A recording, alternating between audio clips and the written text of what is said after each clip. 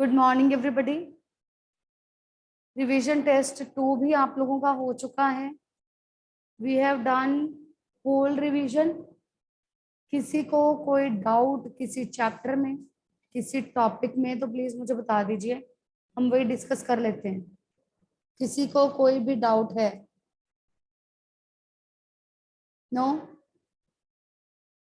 Okay, चलो we are going to start with the revision. जो हम अभी रिवीजन करने जा रहे हैं, राइटिंग के टॉपिक्स हैं। उसके बाद ग्रामर का टॉपिक लेंगे।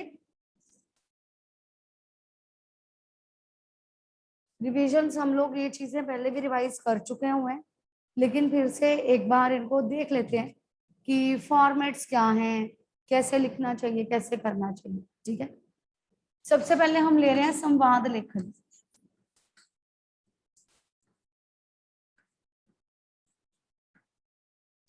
आप सबको पता है कि संवाद लेखन मतलब डायलॉग राइटिंग। आपको कोई भी सिचुएशन दी होगी और उससे रिलेटेड आपको डायलॉग लिखना है। ठीक है, डायलॉग 2 या 2 से ज्यादा लोगों के बीच में होता है। संवाद, जब आप संवाद लिखते हैं तो उसमें बहुत बड़े बड़े सेंटेंसेस नहीं लिखते हैं और बिल्कुल भी शॉर्ट सेंटेंस नहीं लिखते हैं कि उसका मीनिंग ही ना निकले। ठीक है, दूसरी बात, जब आप संवाद शुरू करते हैं, तुम कैसी हो, मैं ठीक हूँ, तुम बताओ तुम कैसी हो, मैं भी ठीक हूँ, 4 डायलॉग तो यही बन गए। ये गलत है सिस्टम, ऐसे नहीं होना चाहिए। आपने मान लो 2 सहेलियों के बीच में संवाद है, परीक्षाओं को लेकर 2 सहेलियों के बीच में संवाद है, तो आप उससे पूछिए, अरे बहुत दिनों बाद मिली, कोरोना के कारण हम लोग घर पर ही बैठे हैं, अब तो किसी के साथ मिलना भी नहीं हो पाता। ठीक है, फिर अगली सहेली कहती है कि हाँ तुम बिल्कुल ठीक कह रही हो, मैं भी कई दिनों से तुमसे मिलने के बारे में सोच रही थी, और बताओ परीक्षाओं की तैयारी कैसी चल रही है। ठीक है, एक ही डायलॉग में उसने 2-3 बातें कर ली। ठीक है, फिर नेक्स्ट डायलॉग वो बताएगी मेरी परीक्षाओं की तैयारी अच्छी चल रही है, मैंने इन विषयों की तैयारी कर ली है, लेकिन ये कुछ विषय रह गए हैं, कुछ समस्याएं आ रही हैं, कठिनाइयां आ रही हैं जो अध्यापिका जी से मुझे पूछना है। ठीक है, इस तरह से आप उसको 6-8 डायलॉग्स टोटल 6-8 डायलॉग्स बना करके खत्म कर दीजिए। ठीक है, 2-2 3-3 शब्दों के छोटे छोटे सेंटेंसेस नहीं लिखने। और तुम कैसी हो, मैं ठीक हूँ, इससे तो बिल्कुल शुरू नहीं करना। और लास्ट में भी बाय बाय, फिर मिलेंगे, ये नहीं लिखना। ठीक है, अच्छा ठीक है, अब मैं चलती हूँ, हम फिर मिलेंगे। ओके, और जब आप संवाद लेखन करते हैं उस टाइम आपको विराम चिन्हों का बहुत ज्यादा ध्यान रखना होता है। विराम चिन्ह पता है ना सबको, कहाँ कॉमा लगना है, कहाँ पूर्ण विराम लगना है, कहाँ प्रश्न सूचक चिन्ह लगना है, विराम चिन्ह का पूरा ध्यान रखा जाना चाहिए। ठीक है, सबसे पहली बात हो गई प्रारूप। प्रारूप में क्या आएगा कि डायलॉग फॉर्म में लिखा जाना चाहिए, जैसे पहली सहेली, फिर दूसरी सहेली, अगर लिखा है 2 सहेलियों के बीच में। ठीक है, इस तरह से अगर 2 नाम दिए गए हैं तो 2 नाम लेकर के लिखिए। ठीक है, अगर लिखा है आपकी और माता जी के बीच में संवाद, तो लिखिए मैं माता जी। ठीक, उसके बाद जब आप संवाद लिखते हैं तो सिंपल ऐसे लाइन लगाइए। कई बार क्या करते हैं, एक डायलॉग लिखा, लाइन लगा दी, दूसरा लिख रहे हैं एरो लगा दिया, तीसरा लिख रहे हैं फिर एरो लगा दिया, चौथा लिख रहे हैं ये लगा दिया। ये गलत है, इस तरह से नहीं होना चाहिए। या आपको 2 डॉट्स लगा देने चाहिए। अगर आपने डॉट लगाने शुरू किए हैं तो हर एक उसके आगे डॉट से चलने चाहिए। अगर आपने ये लगाना शुरू किया निर्देशक चिन्ह, तो यही चलता जाएगा, चेंज नहीं होगा। ठीक है, कुछ बच्चे एरो लगा देते हैं, ये लगा देते हैं, इज इक्वल टू लगा देते हैं, ये सब गलत है। ठीक है, अगर आप कहें कि मैं हर जगह एरो लगा दूं, हर जगह ये लगा दूं या हर जगह बराबर का निशान लगा दूं तो गलत है। निशान सिर्फ यही दो चलते हैं। अगर आपने पंजाबी में एक आंकी पढ़ी हो या हिंदी में एक आंकी पढ़ी हो, पापा खो गए जैसे पढ़ा, अगर आपको याद हो, तो यही चलते हैं। ये निशान कभी नहीं होते डायलॉग फॉर्म में। क्लियर? यह है प्रारूप। उसके बाद है विराम चिन्ह। मैंने आपसे कहा कि विराम चिन्हों का प्रयोग जरूर होना चाहिए। और वाक्य निर्माण, छोटे छोटे वाक्य बनाकर लंबे डायलॉग नहीं खींचने हैं और बहुत लंबे लंबे डायलॉग्स नहीं बनाने। वाक्य निर्माण बिल्कुल ठीक होना चाहिए। और प्रस्तुति भी आपको पता है प्रस्तुति क्या होती है, मतलब प्रेजेंटेशन। जब आप उसको प्रेजेंट करते हैं, प्रेजेंटेशन भी अच्छी होनी चाहिए। उसमें कि आपकी जो एक बात पहले की जा रही है, दूसरी बात उससे रिलेटेड ही होनी चाहिए। ठीक है? और वर्तनी आपको पता है, वर्तनी का ध्यान तो हमें रखना ही है। क्लियर? कैसे संवाद लिखा जाएगा? Is it clear everybody? Any doubt? हाँ जी विश्वास। विश्वास आपका हैंड रेज है, आप कुछ कहना चाहते हैं?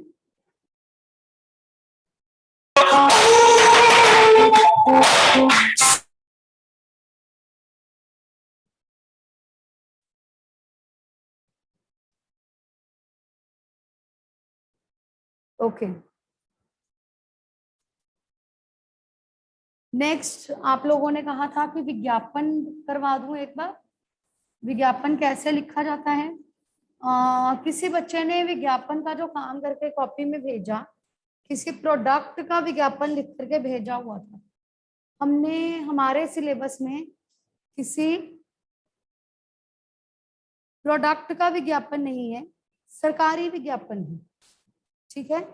जो मैंने आपको समझाया भी था, जनहित में जारी। ओके?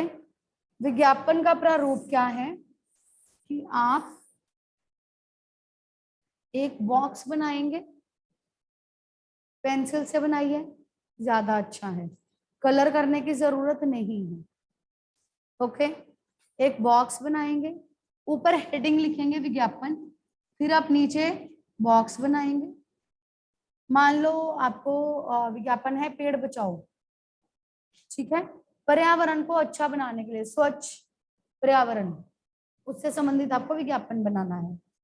तो आप यहाँ पे कोट लिखिए अच्छी सी, विज्ञापन से पर्यावरण से संबंधित अच्छा सा। यहाँ पे एक चित्र बनाइए, पेड़ बनाइए, धरती बनाइए, वर्षा बनाइए, कुछ भी अच्छा सा, कुछ भी। ठीक है? फिर यहाँ पर बुलेट्स लिखिए, 3-4 बुलेट्स लिखिए, राइट? और नीचे लिखिए जनहित में जारी। जनहित में जारी मतलब सरकार ने ये विज्ञापन दिया है लोगों की भलाई के लिए। क्लियर? बस ये विज्ञापन है। This is the format. Any doubt? Any doubt? No? चलें आगे। ओके। उसके बाद आपने कहा था कि मैम चुने और भेद करवा दीजिए, रफ कॉपीज निकालने अपनी।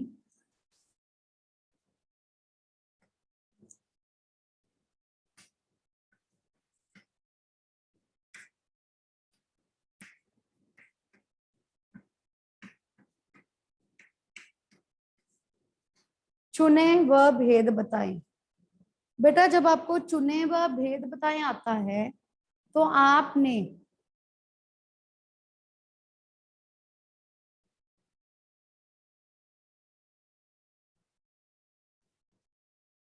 चुने व भेद जब आता है तब आप लोगों को एक सेंटेंस दिया होता है और ब्रैकेट में लिखा होता है संज्ञा, सर्वनाम, क्रिया, क्रिया विशेषण। ठीक है? उस ब्रैकेट का मतलब ये है कि ब्रैकेट में जो शब्द लिखा है आपने अपनी, आपको जो सेंटेंस दिया है उसमें से आपने वही शब्द चुनना है। ठीक है? जैसे लिखा है जूते यहां रख दो। ब्रैकेट में लिखा है संज्ञा। ठीक है, अब आपने इसमें से संज्ञा शब्द ढूंढना है। संज्ञा शब्द कौन सा है? जूते। चुने व भेद बताएं। चुन लिया हमने, अब हमने उसका भेद बताना है। जातिवाचक संज्ञा। अब सिर्फ जातिवाचक लिखकर मत छोड़िएगा, साथ में संज्ञा जरूर लिखिए। अब हम बड़े हो गए हैं, इतना तो हम कर सकते हैं। ठीक है, इस तरह से आपने शब्द चुनना है और उसका भेद बताना है। एक बार हम सारे भेद रिवाइज कर लेते हैं, लेकिन उससे पहले आप लोगों को जब क्रिया आती है करने के लिए, क्रिया का भेद बताएं। ठीक है, हेडिंग लिखा रहता है क्रिया का भेद बताइए, या वाक्य में प्रयुक्त क्रिया का भेद बताएं, या वाक्य में कौन सी क्रिया प्रयुक्त हुई है। कुछ भी हो सकता है, उसका मतलब यही है कि आपने भेद बताना है, क्रिया शब्द नहीं चुनना। ठीक है, क्रिया शब्द कभी नहीं चुनने के लिए आता। जब भी प्रश्न आएगा आपने क्रिया का भेद बताना है। ओके, जैसे उदाहरण ले रहे हैं, हम पढ़ रहे हैं। क्रिया का भेद बताना है। बच्चे क्या करते हैं, इसको अंडरलाइन कर देते हैं और नीचे भेद लिख देते हैं, तो ये गलत हो जाएगा। लिखना ही नहीं है, चुनना क्यों है? यही तो बार बार कह रही हूं बेटे, चुनना नहीं है। आपने जब क्रिया पूछी जाती है तो क्रिया के लिए सिर्फ भेद बताना है कि ये अकर्मक क्रिया है।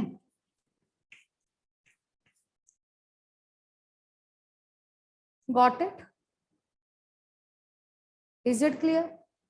हम सिर्फ संज्ञा, सर्वनाम, विशेषण और क्रिया विशेषण शब्द चुनते हैं, क्रिया शब्दों को नहीं चुनते। क्रिया का सिर्फ भेद बताते हैं। ठीक है, उसके बाद अगर मैं विशेषण की बात करती हूं, फूल सुंदर है। यहां आपको पता है कि सुंदर गुणवाचक है। ठीक है, हो गया। दो फूल ले आओ। इसमें कौन सा विशेषण? दो। दो फूल नहीं करना, क्योंकि आपने विशेषण चुनना है, संज्ञा नहीं चुनने के लिए कहा। ठीक है, अगर आप दो फूल लिख देंगे तो गलत हो जाएगा। ठीक है, दो संख्यावाचक। क्लियर? मैंने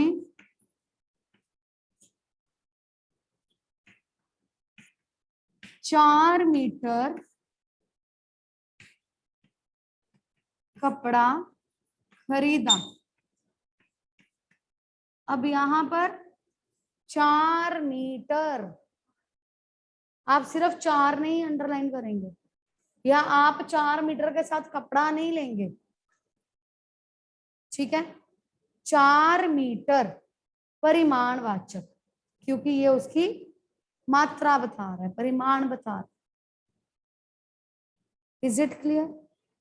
इन बातों का ध्यान रखना है आप लोगों ने। क्रिया में क्रिया शब्द को रेखांकित नहीं करना, लिखना नहीं है, सिर्फ भेद लिखना है। ओके, और इधर जब आप संख्यावाचक करेंगे तो सिर्फ संख्या को करेंगे, परिमाणवाचक में सिर्फ उन शब्दों को करेंगे जो परिमाण के बारे में बता रहे हैं, साथ में संज्ञा शब्दों को रेखांकित नहीं करेंगे। क्लियर? Any doubt? नो? हाँ जी, आगम and Shreem. Excuse me ma'am. Ma'am पत्थर का फॉर्मेट बता दो। बेटा हमने पिछली क्लास में पत्र का फॉर्मेट किया था, आपने क्लास नहीं लगाई पिछली? मैम एक बार रिपीट करा दो, डाउट। ओके, मैं अभी रिपीट करवा देती हूँ, ये करवा के मैं अभी रिपीट करवा देती हूँ। आपका डाउट क्या है? पत्र में डाउट क्या है बेटा?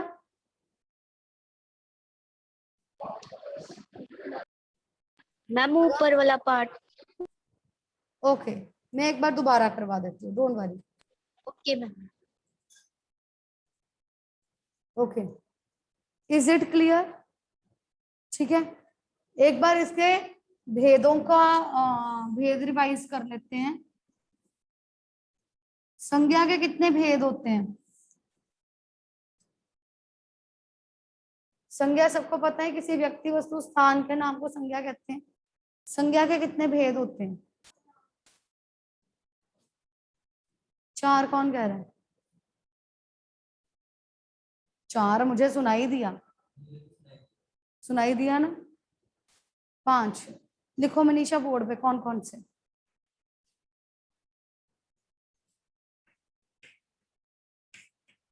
कौन कौन से भेद हैं संज्ञा के?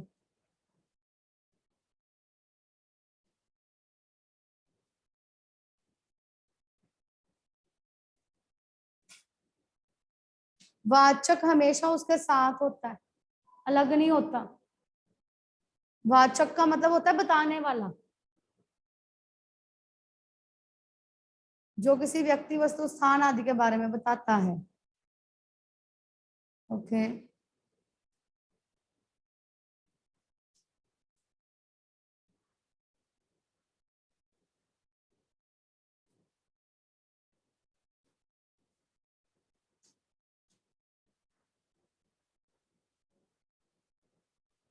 स्पेलिंग्स चेक करते जाना। चलो, व्यक्तिवाचक संज्ञा, जातिवाचक संज्ञा, भाववाचक संज्ञा,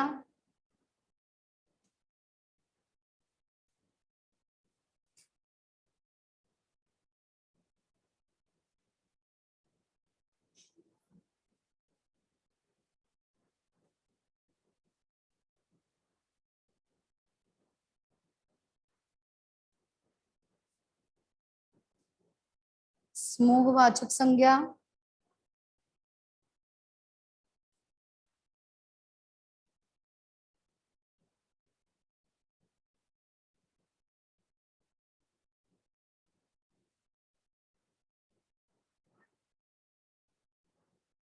ठीक लिखा है सब? ऑल स्पेलिंग्स आर करेक्ट या कहीं कोई गड़बड़ है? Thank you Anisha, please sit. कहीं कोई गड़बड़ है या सब कुछ ठीक है? ठीक लग रहा है? ऑनलाइन स्टूडेंट्स स्पेलिंग्स ठीक लिखे हैं मनीषा ने?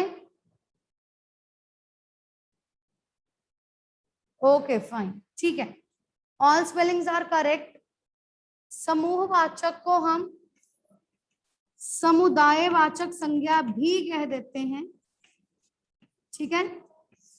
व्यक्तिवाचक के वैसे तो स्पेलिंग्स आपने ठीक लिखे हुए हैं, लेकिन यहां जानी चाहिए मात्रा। व्यक्ति त के साथ सुनाई देती है, लेकिन उससे पहले अगर आधा अक्षर है तो आधे अक्षर के साथ आ जाती है। जैसे हम लिखते हैं भक्ति, शक्ति, ठीक है, otherwise it is correct. Okay, जातिवाचक भी देख लो, ई के साथ नहीं है, ई। ओके, व्यक्तिवाचक संज्ञा जब हमें किसी विशेष व्यक्ति वस्तु स्थान आदि के बारे में पता चलता है। जातिवाचक जब हमें किसी संपूर्ण जाति का बोध होता है। मान लो मैं कहती हूं राघव, राघव किसी विशेष व्यक्ति का नाम है जिसके जैसा और कोई नहीं है, ठीक है, वो आएगा व्यक्तिवाचक में। और अगर मैं कहती हूँ लड़का, लड़का तो कोई भी लड़का हो सकता है, वो आएगा जातिवाचक में। भाववाचक जिसे हम महसूस कर सकते हैं, फीलिंग्स, ठीक है, जिसे हम टच नहीं कर सकते, ओके। जैसे अगर मैं कहती हूँ हरियाली, बच्चे कहते हैं कि मैम हरियाली तो हम देख सकते हैं, लेकिन हम उसको फील कर रहे हैं, हम उसको टच नहीं कर सकते। हरियाली को टच हम कर रहे हैं पत्तों को, पेड़ों को, ठीक है, लेकिन उसकी हरियाली, ठीक है।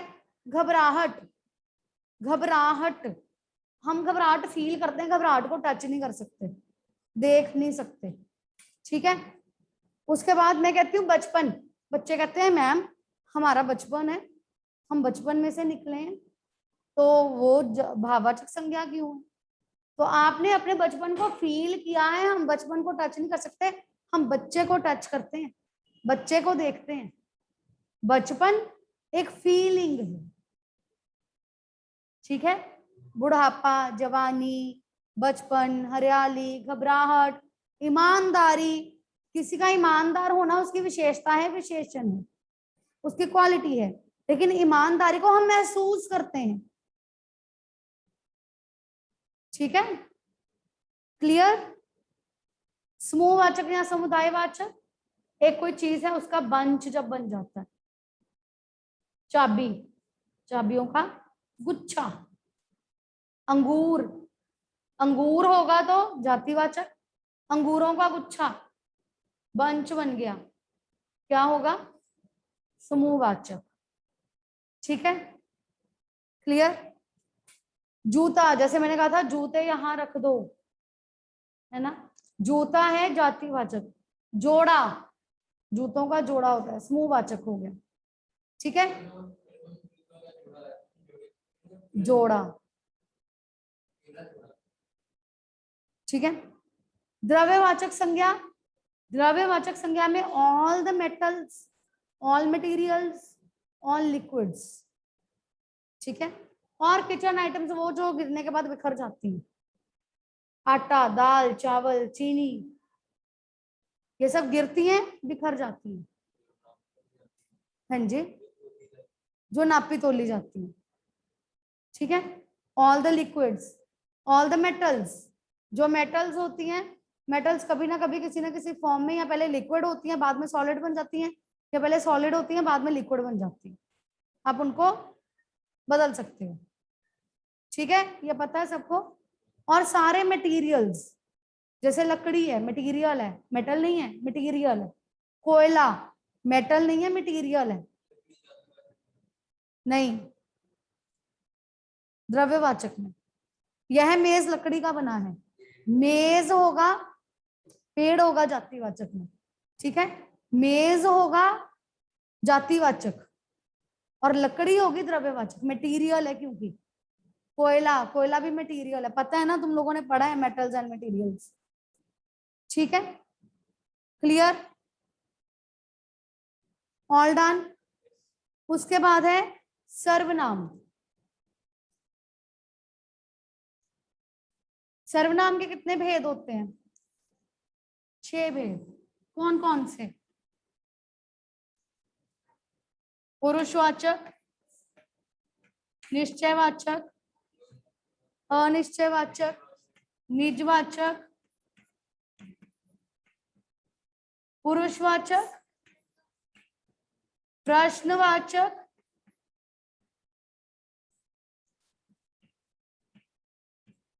निश्चयवाचक, अनिश्चयवाचक, निजवाचक और संबंधवाचक। पुरुषवाचक में आप लोगों ने पर्सन्स पढ़े हुए हैं, first person, second person, third person. Hindi में उत्तम पुरुष, मध्यम पुरुष, अन्य पुरुष। जब किसी व्यक्ति की बात हो रही है, बात करने वाले, जिससे बात हो रही है यानी बात सुनने वाले, और जिसकी बात की जा रही है, first person, second person, third person. मैं पढ़ा रही हूं, आप सुन रहे हैं, वे सुन रहे हैं, ठीक है। क्लियर? प्रश्नवाचक, जब कोई प्रश्न पूछा जाता है, हम क्या पढ़ रहे हैं? हम हिंदी पढ़ रहे हैं, ठीक है। कई बार क्या होता है कि सारे जो शब्द होते हैं वो प्रश्नवाचक सर्वनाम नहीं होते। सर्वनाम का मतलब है जो संज्ञा के स्थान पर लगता है। कितने बजे हैं? 4 बजे हैं। 4 संज्ञा है? नो। तो कितने बजे हैं, कितने सर्वनाम? नो। क्लियर? आप कब आए थे? हम कल आए थे। कल तो होता है क्रिया विशेषण, तो वो संज्ञा तो नहीं है। ठीक है। बाहर रोहन आया है। बाहर कौन आया है? रोहन, संज्ञा है। ठीक है। क्या टूट गया? गिलास टूट गया। गिलास, संज्ञा। जो शब्द संज्ञा के स्थान पर प्रयोग होते हैं सिर्फ वही, उसमें होगा वो पूछा ही जाएगा। ऐसा कुछ नहीं होगा, समझाने के लिए बता रही हूँ। ठीक है। उसके बाद नेक्स्ट इज निश्चयवाचक व्हेन वी आर कंफर्म्ड। यह मेरा घर है, वह उसकी पुस्तक है। ठीक है। अनिश्चयवाचक जब हम कंफर्म्ड नहीं है, मेज पर कुछ पड़ा है, बाहर कोई आया है, किसी से गिलास टूट गया। ओके। निजवाचक इसमें 3 शब्द होते हैं, खुद, अपने आप और स्वयं। पिताजी स्वयं आए थे, मैं अपने आप पढ़ लूंगी। ठीक है। संबंधवाचक ऐसे शब्द जो वाक्य का दूसरे शब्दों के साथ संबंध जोड़ते हैं। मैंने 2 शब्द लिख दिए, लाठी और भैंस। कुछ बना? कुछ बना? नहीं बना। जिसकी लाठी उसकी भैंस। जो शब्द वाक्य के दूसरे संबंधों का आपस में शब्दों का आपस में संबंध जोड़ते हैं। क्लियर? डन। उसके बाद है विशेषण। विशेषण में गुणवाचक विशेषण जो संज्ञा या सर्वनाम के गुण, दोष, रंग, रूप, आकार आदि के बारे में बताते हैं। संख्यावाचक जो संख्या के बारे में बताते हैं। कक्षा में कुछ बच्चे बैठे हैं, कुछ बच्चों को क्योंकि हम गिन सकते हैं। ठीक है। परिमाणवाचक जिसे हम नाप तोल सकते हैं। थोड़े चावल ले आओ, चावलों को हम गिन नहीं सकते 1 2 3 4 5 6। थोड़े चावल ले आओ, थोड़े, परिमाणवाचक। 2 बोरी आटा ले आओ, 2 संख्या है क्योंकि बोरियां, हाँ बोरियों को हम गिन सकते हैं। ठीक है। क्लियर? सार्वनामिक या सांकेतिक, हाँ पर यहां पर है 2 बोरियां, संख्या है। वैसे हम उसको नाप तोल सकते हैं पर बोरियों को हम गिन सकते हैं। कुछ बोरियां यहाँ पड़ी हैं तो आप उसको गिन सकते हैं ना, 1 2 3 4 5 6, इसलिए वो संख्यावाचक। ठीक है। सार्वनामिक या सांकेतिक ऐसे सर्वनाम शब्द जो संज्ञा से ठीक पहले लगे होते हैं और उसकी ओर इशारा करते हैं। यह स्कूल हमारा है। स्कूल संज्ञा है, उससे ठीक पहले सर्वनाम लगा है और उसकी ओर इशारा कर रहा है, यह स्कूल हमारा। Clear? Is it clear everybody? Any doubt? Online students any doubt? No? चलें आगे। ओके। अब हम एक बार पत्र का फॉर्मेट डिस्कस करने जा रहे हैं। अगम और श्रीन का ये क्वेश्चन था कि एक बार डिस्कस कर दिया जाए। चलिए, आपको पता है कि आपकी कॉपी या आंसर शीट में लेफ्ट साइड में मार्जिन लाइन लगी होती है। मार्जिन लाइन के बिल्कुल साथ साथ लिखेंगे विदाउट लीविंग एनी स्पेस। ठीक है। सबसे ऊपर सेवा में अगर थानाध्यक्ष को लिख रहे हैं पत्र तो थानाध्यक्ष, और अगर स्वास्थ्य अधिकारी को लिख रहे हैं तो स्वास्थ्य अधिकारी।